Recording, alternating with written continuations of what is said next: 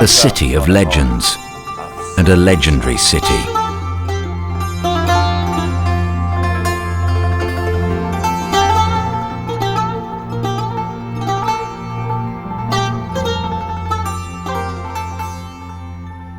A city whose Muslim king attended Christmas ceremonies in a church built by his decree, while Europe was witnessing religious strife between Catholics and Protestants. Iran in the 17th century in particular is a bit of a beacon for religious tolerance, for tolerance of minorities, for tolerance of linguistic and other ethnic minorities as well.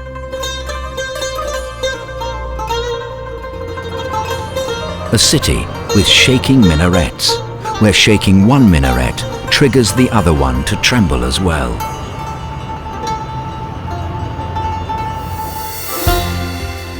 A city with lavishly tiled turquoise domes and minarets built more than 400 years ago in the heart of Persia. A city with resplendent artistic tradition. The center of culture. The center of fine arts. Isfahan is indeed the heart of Iran.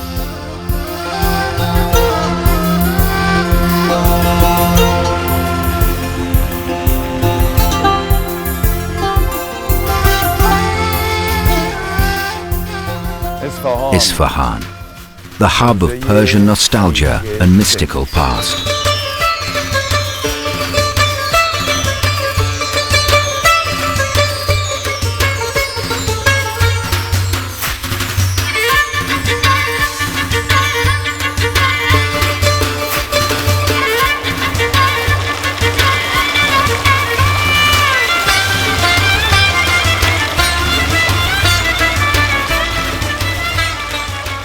An oasis nestled in the middle of a white desert. Imagine a city full of trees and greenery and a beautiful river running through it with sparkling, clean and limpid water. What could be more beautiful than that?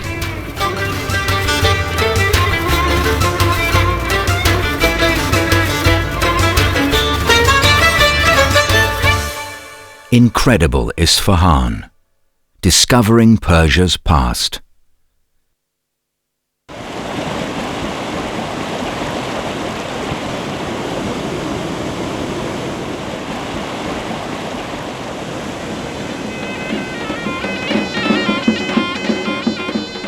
The Jaan Road, meaning the life-giving river, originates from the high Zagros mountains.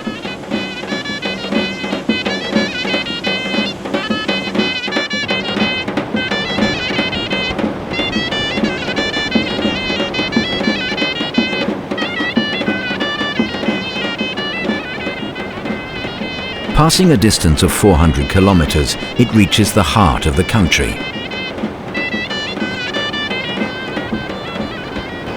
Situated in a vast plain, fiercely hot or cold and generally arid, Isfahan has been very fortunate to have the rare advantage of being irrigated by this magnificent life-giving river for the past millennia.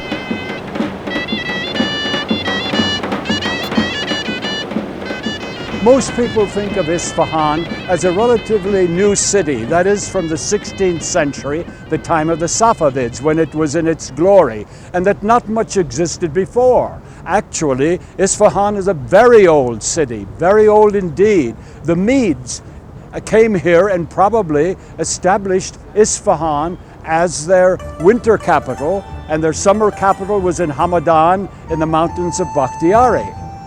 It is in fact probably older than Pasargadi and certainly than Persepolis. Yet the most ancient remaining site in Isfahan is the Zoroastrian fire temple from the Sasanian period, located on a hilltop in the western part of the city.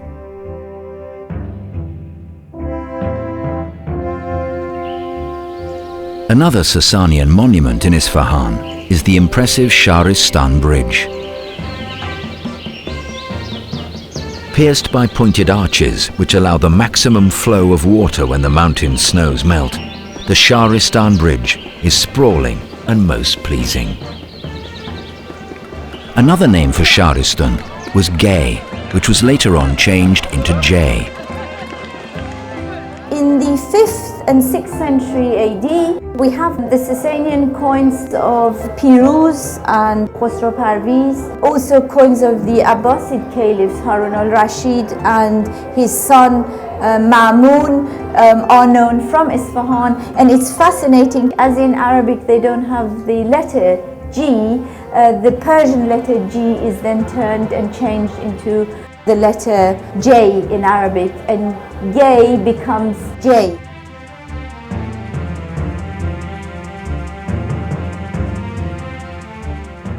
After the advent of Islam in the 7th century AD, Isfahan consisted of two distinct quarters, Shahristun or Gay, and Yahudiya or Jewish quarter, located about 2 kilometers apart. Though legend asserts that it was Cyrus the Great who had first settled the Jews in Isfahan, they probably arrived in late Sasanian times. Today, there are more than 10 synagogues in Isfahan for the Jewish population to perform their religious activities.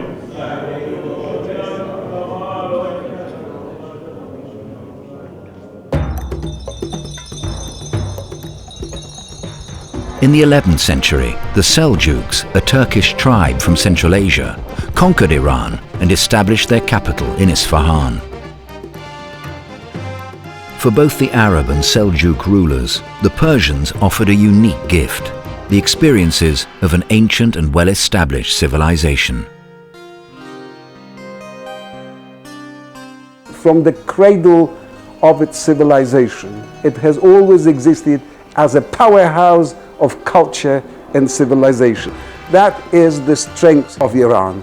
So the transformation of this people made not by a sword, not by an arrow, but simply by the beauty of the environment, the beauty of music, the beauty of poetry, the beauty of Persian cuisine, transformed those people, and in a very short period of time, they became more Iranians than the Iranians themselves.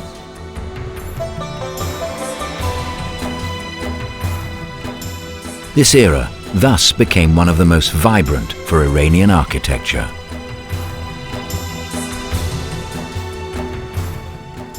Consequently, one of the largest plazas in the world was created, surrounded by palaces, mosques, bazaars, and beautiful minarets. In his comprehensive description of Isfahan, Nasser Khosrow, the famous 11th century traveller and author, astonishingly remarks that, I have never seen in any place where Persian is spoken a finer, larger and more prosperous city than Isfahan.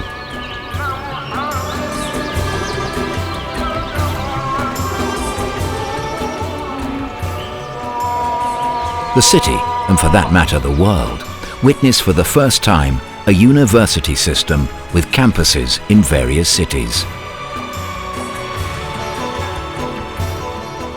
A remaining exemplum of such a magnificent city is the Friday Mosque of Isfahan. This mosque was not only used for performing the Friday prayers, but also acted as the best gathering place for the inhabitants of the city. Therefore, it is also called the Jami Mosque. The remaining structures from the Seljuk times in this remarkable mosque include 2 brick dome chambers, named after the 2 rival yet very powerful Persian viziers of the time. Nizam al-Mulk, that is, the Order of the Realm, and Taj al-Mulk, that is, the Crown of the Realm.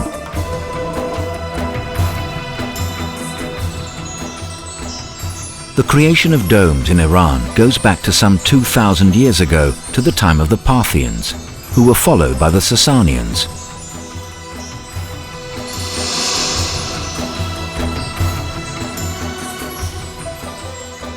A good example of a Sasanian dome structure is at Firuzabad.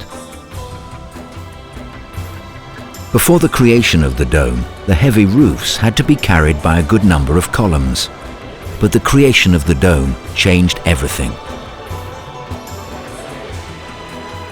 In the next phase, the construction of larger domes was made possible by the usage of bricks instead of stones. This brick dome showcases structural perfection and sheer formal beauty, which made it a model for architects throughout the Islamic world.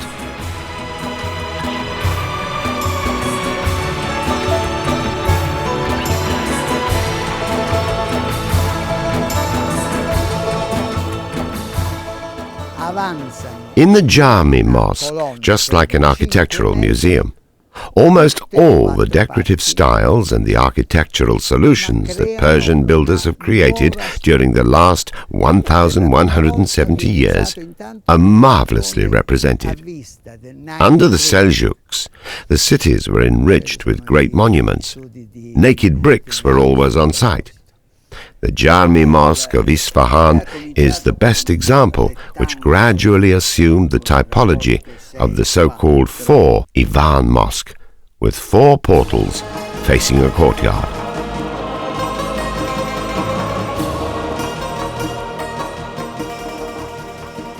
This architectural inventiveness took shape in Iran at the end of the 11th century and spread throughout the whole Islamic world.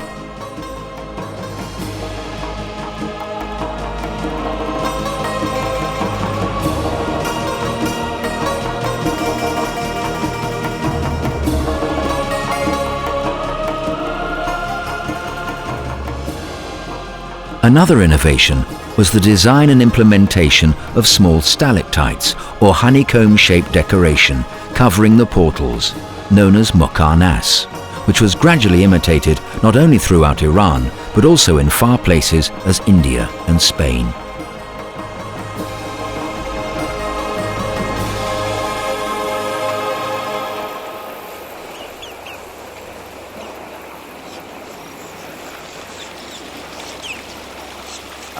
But one of the most exquisite jewels of the Jami Mosque is held behind closed doors. You have to request for the doors to be opened.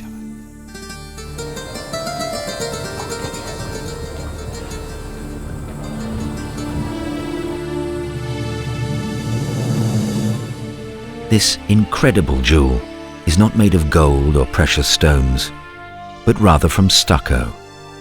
Plain stucco.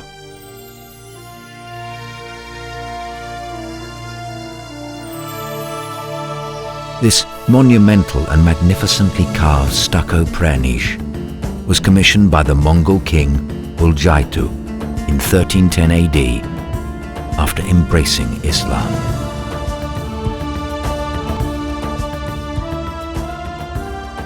The Friday Mosque of Isfahan has undergone many other changes afterwards.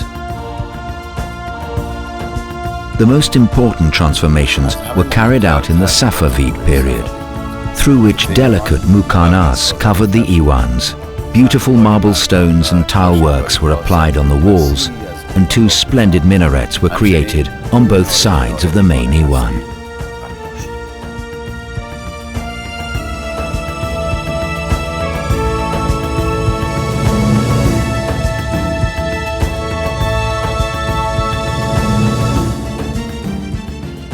But who were the Safavids whose heritage is visible almost in every corner of the city of Isfahan? Safavids have a very long history. The Safavids is not just simply the history of a dynasty, but it's also the history of a Sufi order that arose at the very beginning of the 14th century in Mongol Iran in the person of a man named Sheikh Safiuddin Ishaq, whom the entire order and the dynasty takes its name.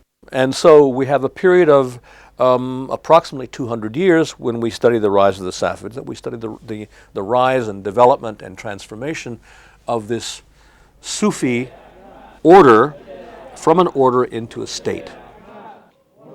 From 1501, of course, with Shah Ismail's capture of Tabriz and the proclamation of Twelver Shi'ism as the state religion of Iran, then you have another slightly more than 200-year period of the Safavid dynasty. In 1501, Shah Ismail, leading the Kizilbash tribes of Azerbaijan and southeast Anatolia, conquered Tabriz. After gaining control of Persia under the banner of Shi'ism, his greatest military feat was recapturing Herat in present-day Afghanistan from the Uzbeks. This is beautifully depicted on the Chehel Sutun Palace wall paintings. But a nearer threat to Ismail's capital at Tabriz was posed by the Ottoman Sultan Selim I, whose army defeated Ismail in Chaldiran in the year 1514.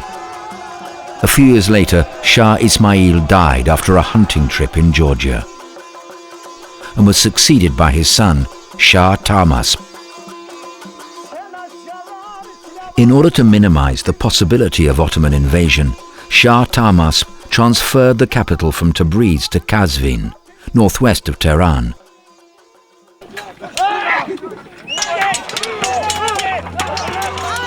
Following Shah Tahmasp, a period of civil war and rivalry between Kizilbash warlords on the one hand and external invasion by the neighboring polities on the other drastically weakened the country.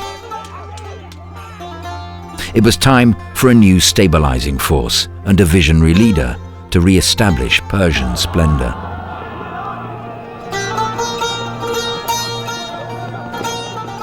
Bright-witted, martial, mercurial, strong, skillful, healthy, resolute, with a good memory, and sagacious in business. These characteristics are attributed to Shah Abbas by Father John Thaddeus, who for 20 years lived in close touch and frequent conversation with him. Of course, his reputation is based on the success he had, particularly in removing Iran's enemies from the borders of Iran and then expanding the territory. When Iran was on the world stage in a successful position, because at the time of Abbas, Isfahan was the rival of Paris and London. I mean, it's well documented, and the Europeans were coming to Iran certainly no more than equals, and often they were coming really thinking that the Persian king and his country was on a superior level to their own one.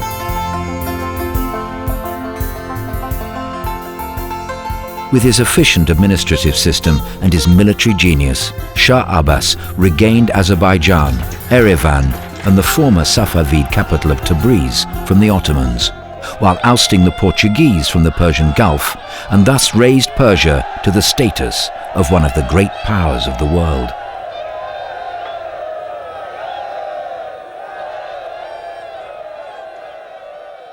Shah Abbas had a vision, a plan, to make in his city of Isfahan a wonder of the world, comparable in size, of course, to London. But here he wanted to make gardens and make buildings which would be admired throughout the world.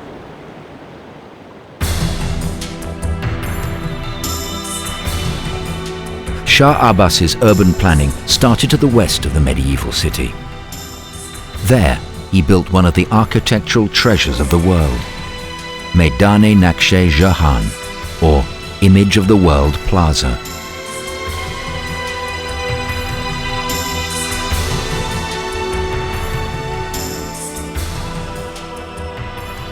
The Maidan is enormous, 525 meters long by 162 meters wide. Whoa, the Maidan opens up in front of you. It's just absolutely the most splendiferous, most splendid sight. I can't describe it. There's a kind of a shiver of emotion and a chill when you look out at this Maidan and you realize that the buildings around there, for the most part, are hundreds and hundreds of years old, and there they still are to be enjoyed.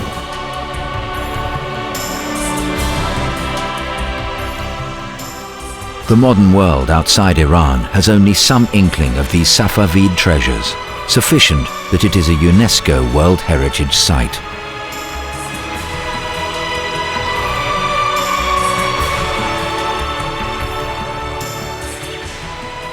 The functions foreseen for this Maidan necessitated such an enormous space, about 85,000 square meters.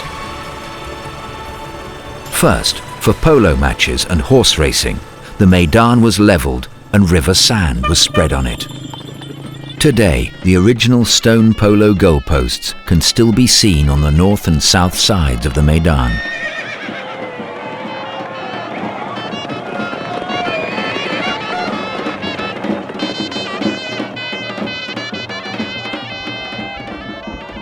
On the first day of spring, the Maidan was also used for the New Year's celebrations.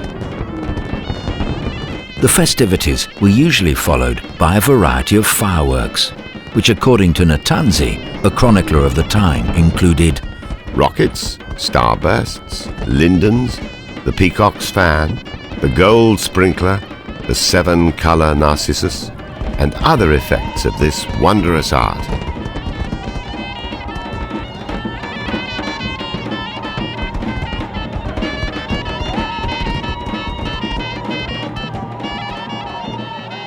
This Maidan, or plaza, is unlike any other square in the world. To the west, the Ali Kapı, a columned grandstand, was built. To the north is the entrance to the main bazaar. To the east is the Sheikh Lotfola Mosque, with its wonderful golden beige dome. And at the southern end of the Maidan stands the Masjid-i Shah, or Royal Mosque.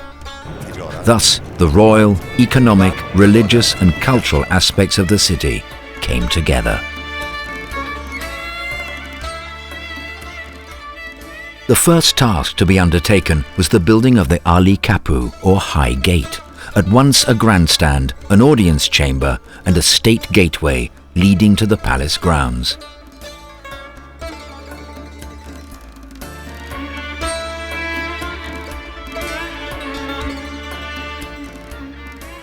This 5-story high building consists of 2 sections. A column pavilion whence the Shah and his guests could watch events in the Maidan.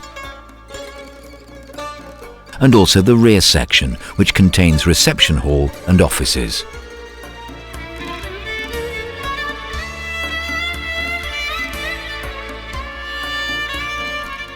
And above them, a music chamber, with delightfully ornamented stucco niches in the shape of glass or porcelain vessels, perhaps intended to improve the acoustics.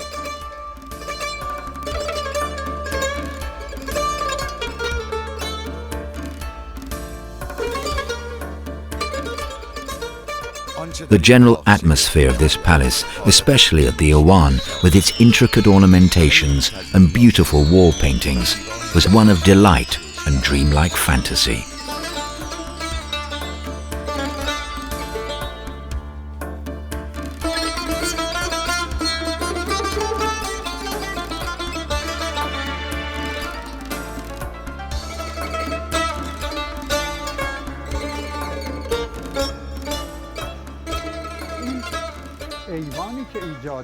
The Ali Kapı Palace was built in several phases by architects, engineers and decorators, and gradually took its final fascinating shape. The false ceiling, for instance, is a world in itself, with an intricate combination of woodwork and painting. Now this magnificent ceiling called for magnificent pillars as well. Thus, these pillars with their octagonal cross-section should have been painted and decorated fabulously, in accordance with the norms of the royal Safavid arts, which made their splendor even greater.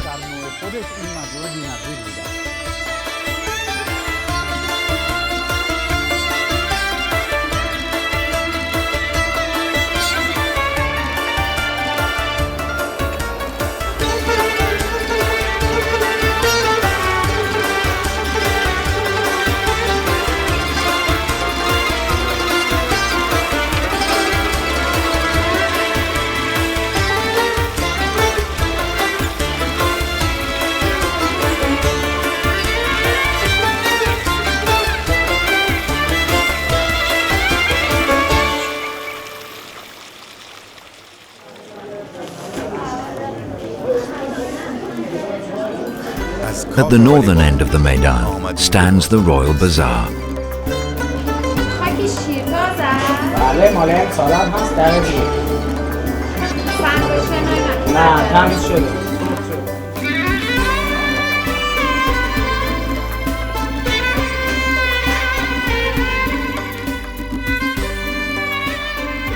The Persian Bazaar is considered to be the forerunner of today's shopping centres and malls.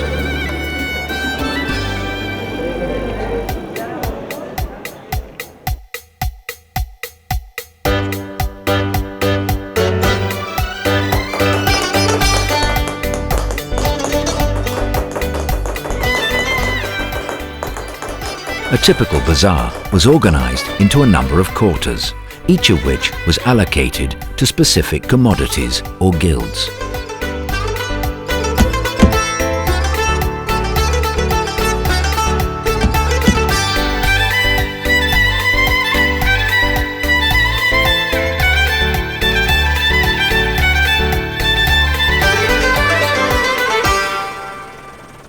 In 1603, the construction of a modest but enchantingly beautiful building was begun.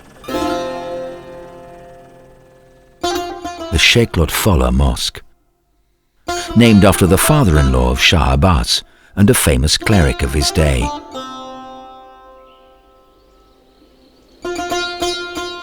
The exterior of the dome, both in form and in colour, is extraordinary. In this example, a brilliant optical illusion is delightfully achieved. For the dome appears as though covered in pale chased gold, while the greater part of the surface is in fact buff brick.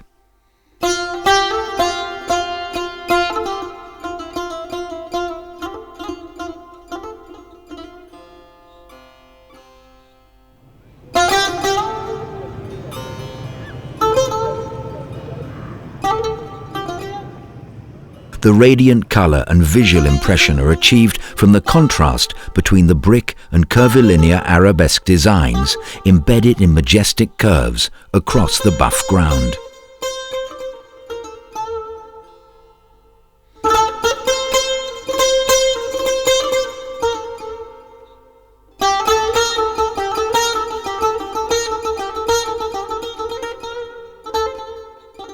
If the outside is lyrical, the inside is Augustan, wrote Lord Byron.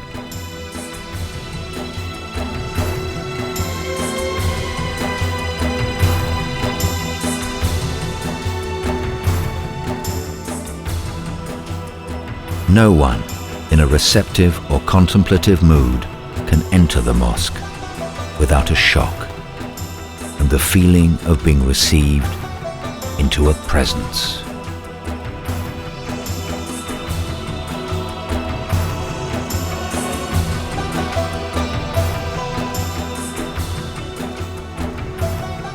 Below the dome, the design is a very powerful vehicle of religious symbolism. 32 brilliant lozenges diminish in size as they approach the center, speaking of the harmony and unity of the universe. At this dense atmosphere of meditative tranquility, the soul passes beyond all other stations, and in the words of Hatif of Isfahan, observes with manifest clarity that He is one, and there is naught but He. There is no God save Him alone. Islam is a religion based upon unity, and its presentation of the metaphysics which issues from divine unity is more abstract, and for that reason geometry becomes all important as a means of depicting a world in which divine unity is reflected without being able to depict a divine unity. We cannot depict a divine unity. But geometry has a way of pointing towards that unity which dominates over all things. And also the aspect of God's infinity. God is both absolute and infinite. He's both the central point of the circle and the infinite possibilities which exist in divine nature. And that is created in Islamic art through the rhythm of geometric forms and arabesques, in such a way that wherever you look, you're reminded of the presence of the divine without the depiction of the divine. nowhere in Islamic architecture has calligraphy been more dramatically and vividly used. The The texts, being in white on a ground of midnight blue, are mainly the work of Ali Reza Tabrizi, or Abbasi, the greatest calligrapher of his day.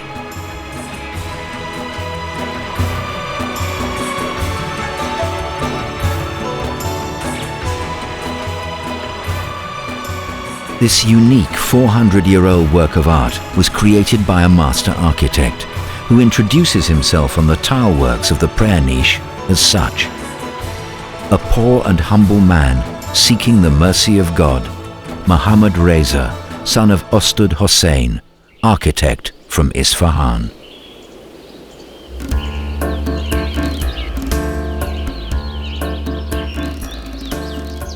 On the other side of the Maidan stands one of the world's greatest buildings, which according to Dr. Arthur Pope, is the entrance to the earthly reflection of the paradisal abode.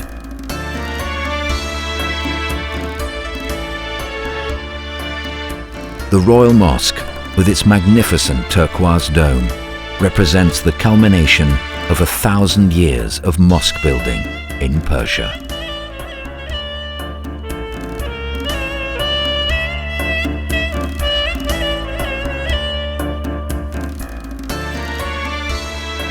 A tiled inscription on the doorway to the mosque provides the name of its founder, Shah Abbas the Safavid. And underneath that, the name of the master architect, Ali Akbar Isfahani.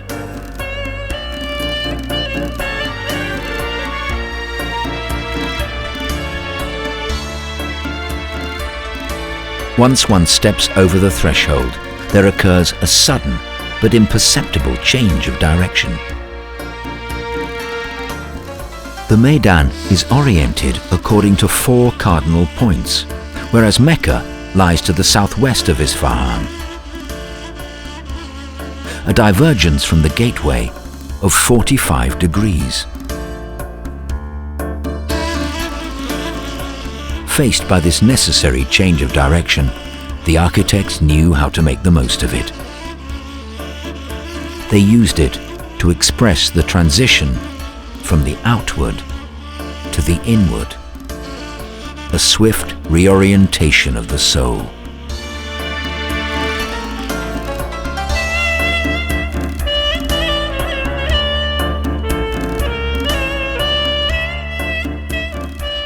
We can now go under the dome of this glorious mosque.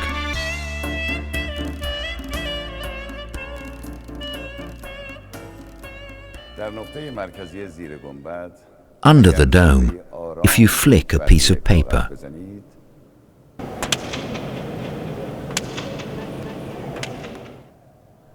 or make a sound, or call to prayer, you will have a wonderful amplified echo which can be heard almost in the 4 corners of the mosque.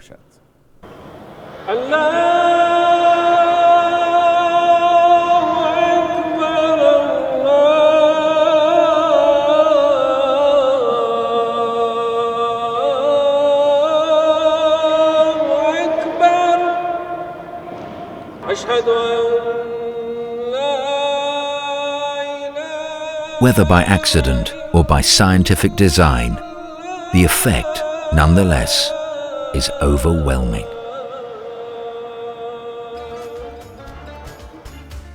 The scale of the Royal Mosque is immense.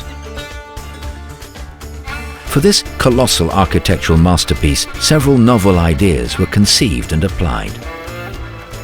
For example, the use of polychrome tiles were implemented and brought to its highest pitch of perfection. Persian tilework was usually made of tile mosaics, or muarak. Each small tile was of one color only.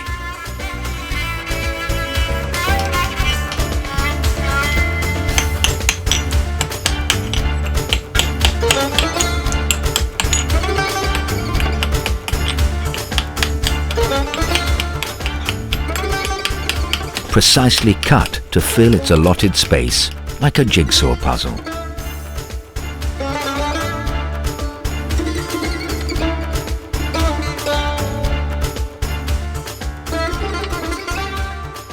This was, of course, very delicate and time-consuming.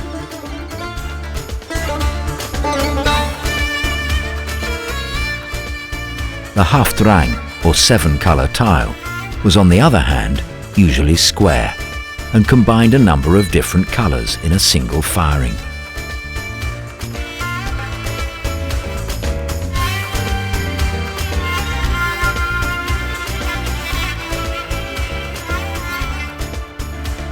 Far quicker and far cheaper to make, it served the purpose of swiftly covering huge walls with colour and gleam.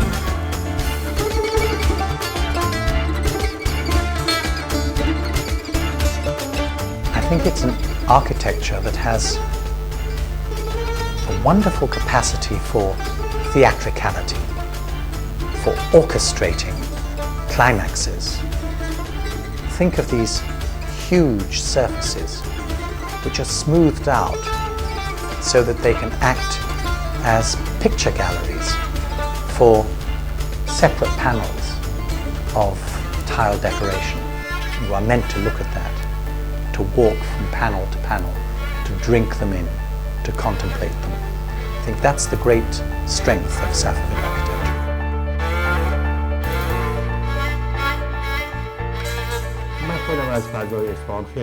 I myself have been greatly affected by the atmosphere of Isfahan and its wonderful historical monuments. For so many years, I would go there to sketch and draw. Therefore, I gradually gained awareness of the secrets and mysteries of all that beauty and innovation, as well as the expertise and accomplishments of the master builders. For example, the colorful tile works of Isfahan not only dazzle the viewers, but also exhibit a kind of skill, mastership, and variation which could be a precious source of inspiration for all artists.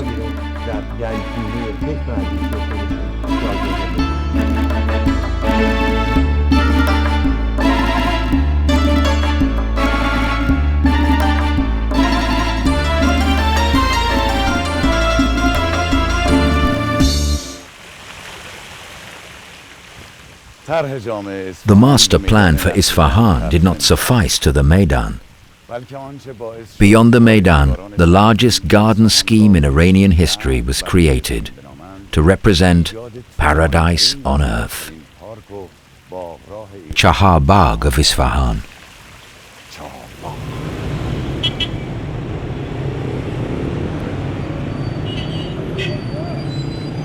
Today, there is still the ghost of the Chahar Bagh, Shah Abbas's extensive gardens with its parkway. It is impounded by new buildings on the sides and roads full of automobiles in the middle. Nonetheless, back in the Safavid period, it was the largest, most systematic campaign of gardens ever implemented in the country.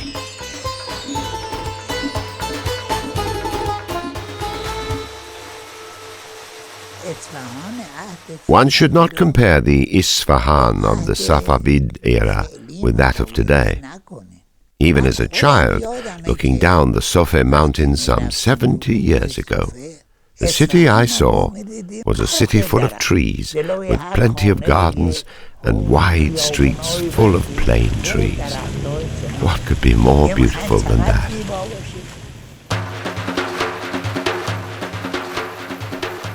The fourfold garden scheme, or the Chahar Bagh of Isfahan, was designed by Shah Abbas to be the grand approach to his new capital, more than 100 years before the formation of the Champs-Élysées.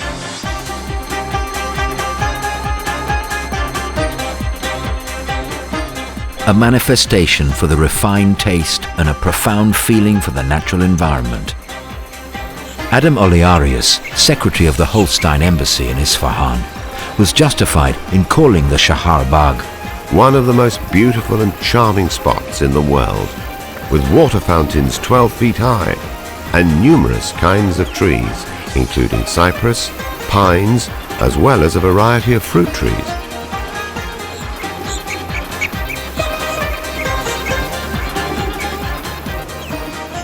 A wonderful reflection of paradise on earth.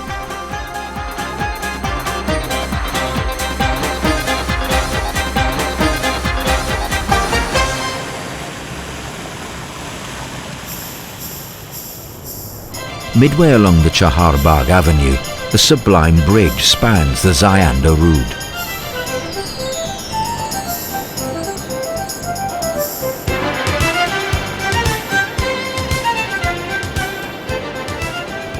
It is more than 300 meters long and 14 meters wide. The Alaverdi Khan Bridge, commonly known as the 33 Arch Bridge, was built in the year 1602 to connect the town with New Julfa, or the Armenian Quarter.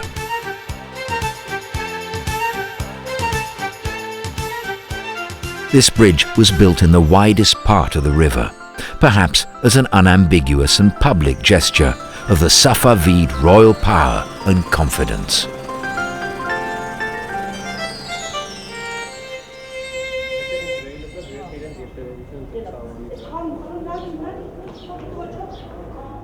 Shah Abbas brought the Armenian population from the city of Julfa at the frontier with the Ottomans to a suburb in Isfahan, which came to be called New Julfa.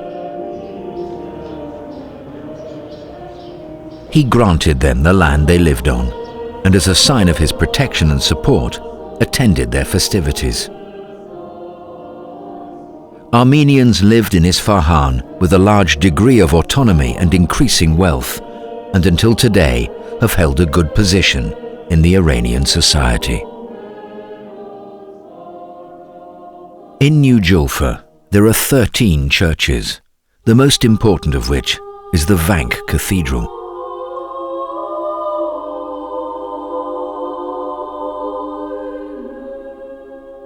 Its construction began in 1606 and was finished in 1655.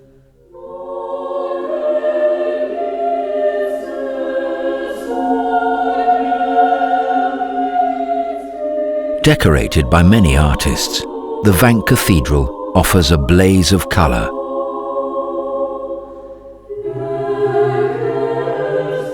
And a curious combination of traditional Persian motifs in gold leaf and polychrome with striking painted scenes from the Bible.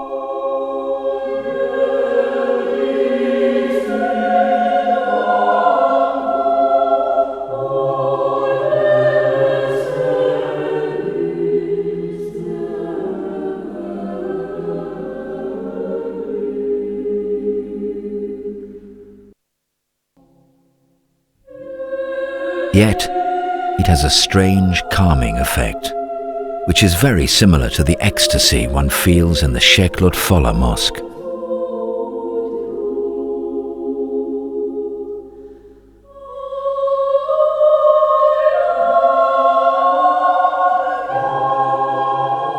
A reflection of the spirit of universality of religion, which is inherent in every Persian, as witnessed by various mosques, churches and synagogues located in a very close proximity.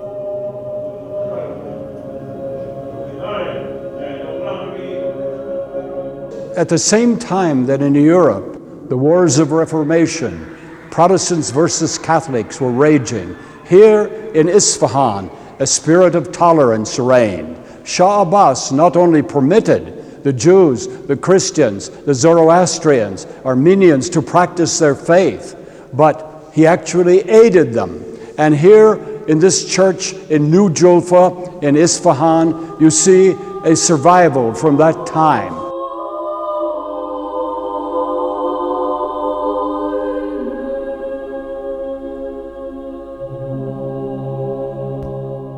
Jaan, who was in Iran since the 1660s, analyzed everything carefully. During that time, Europe was witnessing a long-standing religious strife among Catholics and Protestants, and since Jaan himself was a Protestant, one major topic in his book of travels was freedom of religion, which he had found in Iran of the Safavid era.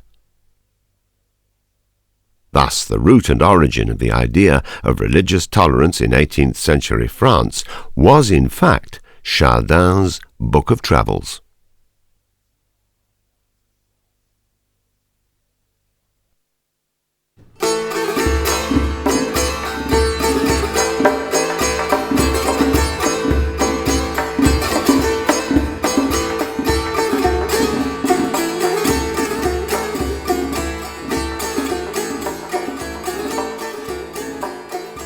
understanding the importance of textile manufacturing, Shah Abbas involved the Armenians of Isfahan in producing and exporting raw and woven silk to Europe and India, thus greatly stimulating the economy.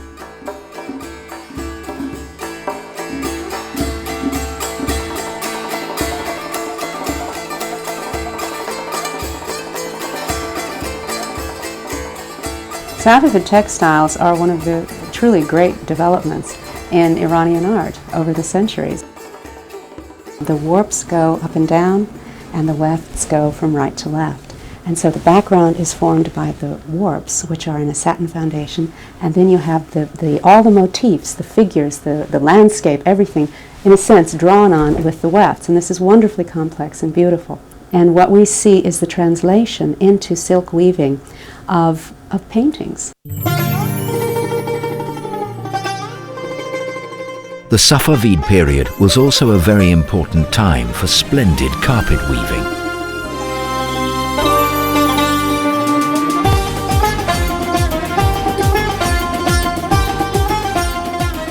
Today, some of these carpets draw the admiration of thousands of spectators every year in museums around the globe.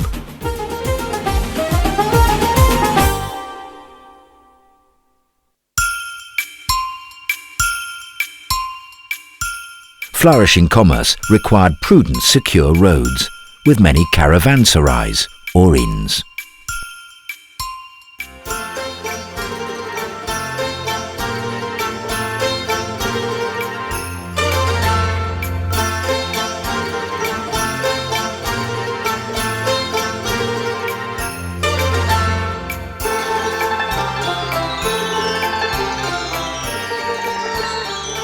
The most famed of these was the Abbasi caravanserai in Isfahan, which after undergoing reconstructions, today stands as one of the most elegant hotels in Iran to have a traditional flair.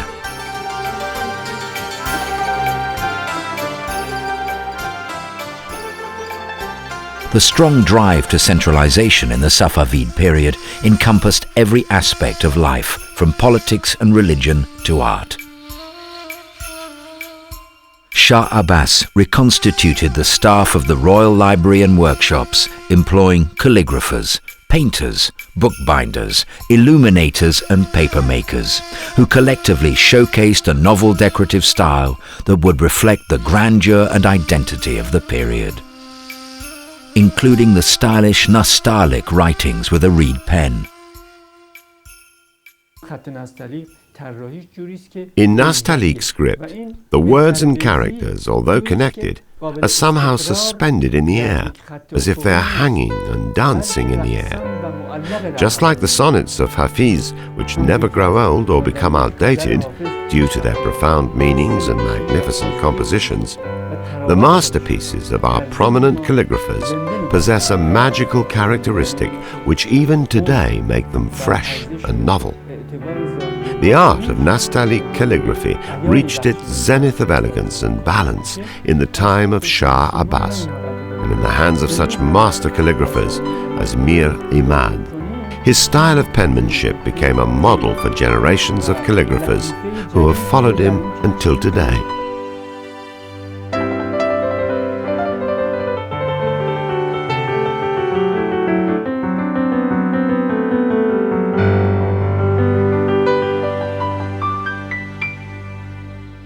The next step was the creation of cursive Nastaliq.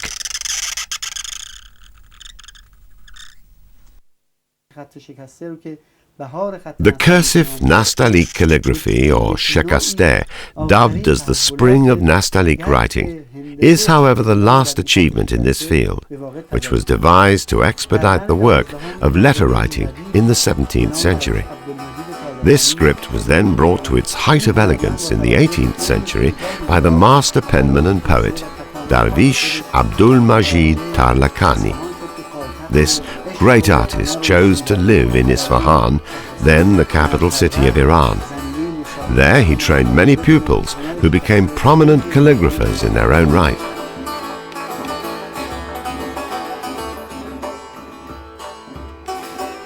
Few cultures have allotted books and literary life the prominence that they've received in the Iranian world.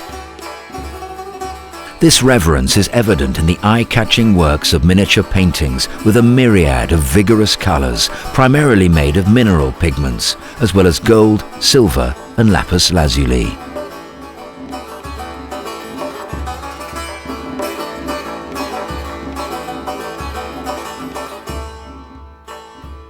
The leading painter at the court of Shah Abbas was Razaya Abbasi.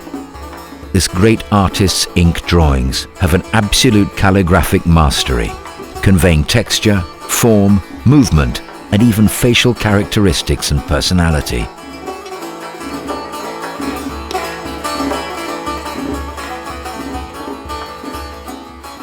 This vigorous art was well received and copied beyond the borders of Safavid Iran.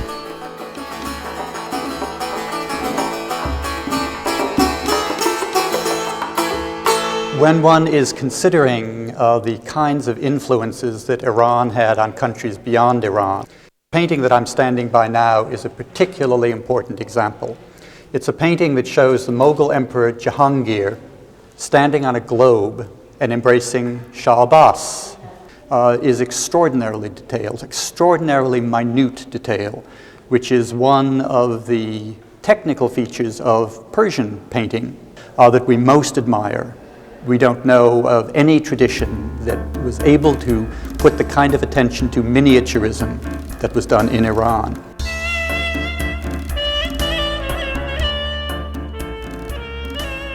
Shah Abbas passed away in 1629, yet his legacy endured within Iran and beyond long after him.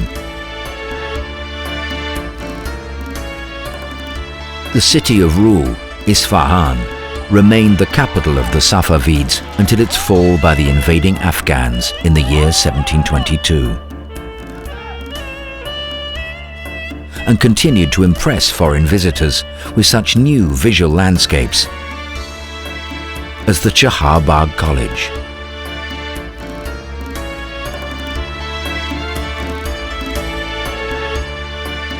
the Palace of Eight Paradises, Hasht Behesht,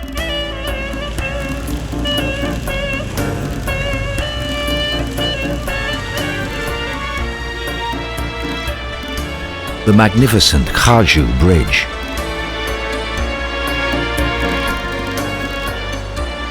and of course the Palace of the 40 Columns, or Chehel Sotun. Chehel Sotun, or the 40-column hall, was nestled before a long and beautiful pool in a verdant garden.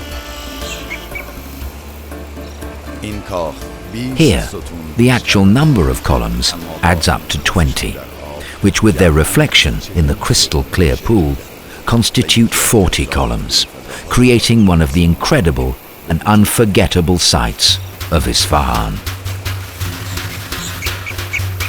This palace was built by Abbas II, perhaps the most capable ruler after his great-grandfather, Shah Abbas the Great.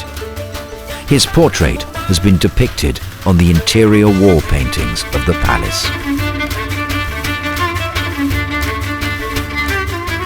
The Chehel Sotun wall paintings are by far the best visual source for displaying the Safavid grandeur, their festivities, their musical instruments, and courtly life.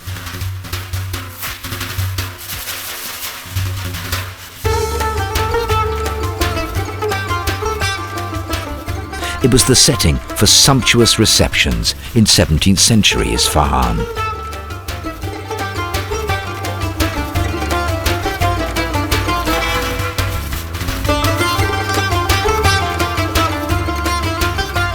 Another pavilion quite similar to the Chehel Sotun was the Pavilion of Mirrors, which during the course of time has been completely destroyed. This pavilion was located on the southern banks of the river between Khaju and Shubi bridges.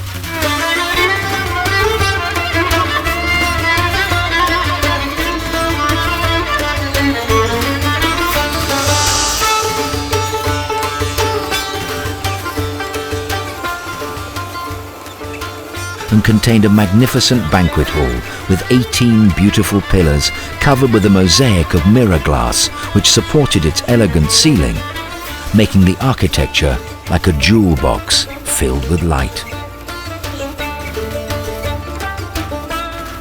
The reflection of the river and the surrounding bushes made beautiful scenery in the mirrors, forming an unforgettable vista.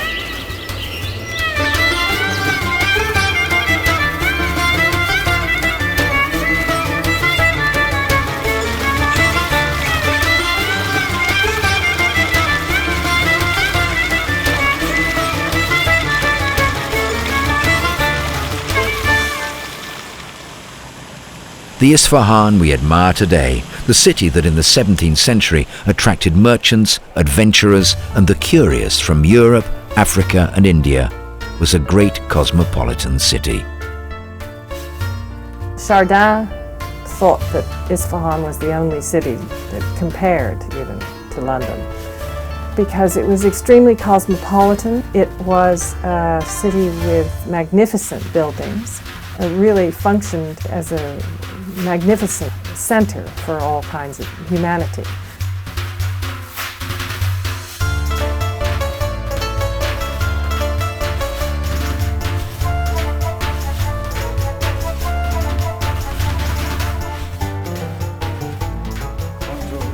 The Safavid wall paintings depict such an international and multicultural atmosphere.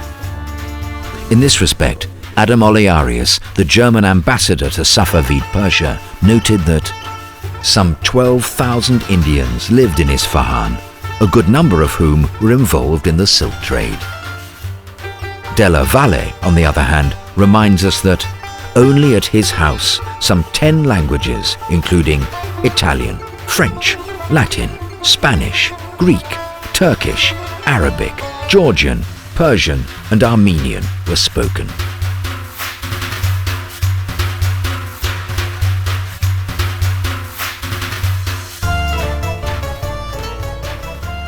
This array of people from the four corners of the known world formed such an unprecedented atmosphere of a cosmopolitan city that truly deserved to be called Isfahan Nesfe Jahan. Isfahan, half the world.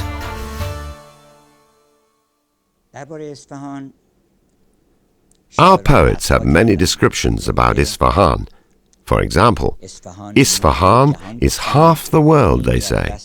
Yet by so saying, they only go halfway. Isfahan is probably our most important city, where one can sense the fragrance of the authentic Iranian art and architecture, as well as the talent in town planning and the purity of Iranian wisdom, which is reflected in all these monuments, where it seems as if a beautiful, comforting symphony is being played. That is why it's been called the most musical city in Persia.